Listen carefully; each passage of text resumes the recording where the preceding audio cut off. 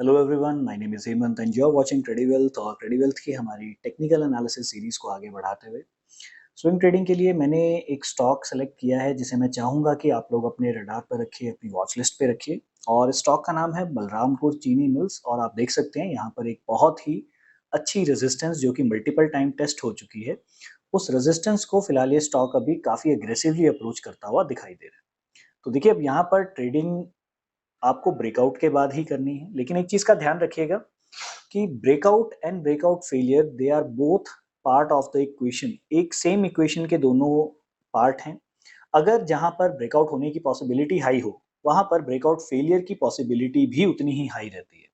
तो अगर यहाँ से किसी भी कंडीशन में आपको ब्रेकआउट दिखाई देता है तो प्राइस को कभी भी वापस से इस लेवल के नीचे बंद नहीं होना चाहिए, क्योंकि अगर प्राइस ऐसा कर रहा है इसका मतलब साफ है कि प्राइस ऊपर जाने की बजाय नीचे की डायरेक्शन में ट्रैवल करता हुआ आपको दिखाई दे सकता है and this could be an attempt to basically market में जो इम्पेशेंट ट्रेडर्स हैं उनकी एंट्री करवाने के लिए ये अटेम्प्ट जो है वो कर सकते हैं मार्केट मेकर्स।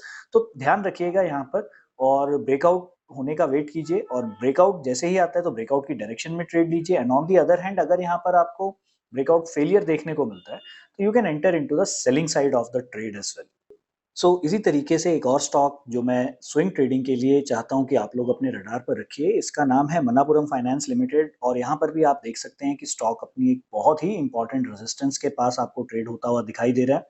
और यहाँ से अगर हमें एक बहुत अच्छा ब्रेकआउट देखने को मिलता है तो ये स्टॉक आपको 150 टू 160 रुपीज तक के टारगेट्स के पास आता हुआ आने वाले समय पर दिखाई दे सकता है। तो काफी एक डिसेंट ट्रेड आपको देखने को मिल सकता है।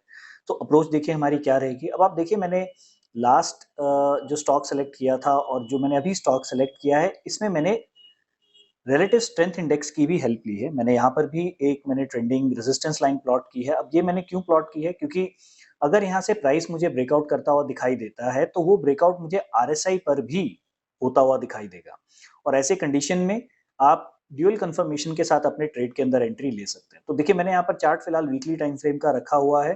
तो आपको वेट करना है कि वन डे पर एक डिसेंट कैंडल के साथ हमें इस ट्रेंडिंग रेजिस्टेंस लाइन का ब्रेकआउट दिखे और अगर ऐसा होता है तो आप यहाँ पर एक बाय साइड का ट्रेड जो है वो आप अटेम्प्ट कर सकते हो एंड देन उसके बाद आप एक्सपेक्ट कर सकते हो कि ये स्टॉक आपको और ऊपर की डायरेक्शन में आने वाले समय पर आता हुआ दिखाई दे सकता है। उम्मीद करता हूँ आज की वीडियो आपको अच्छी लगी होगी और आज के जो आइडियाज हैं उनके पीछे का कंसेप्ट भी आपको अच्छे तरीके से समझ में आया होगा। If you are new to the channel then do like and subscribe Trady Wealth. Thank you, bye bye.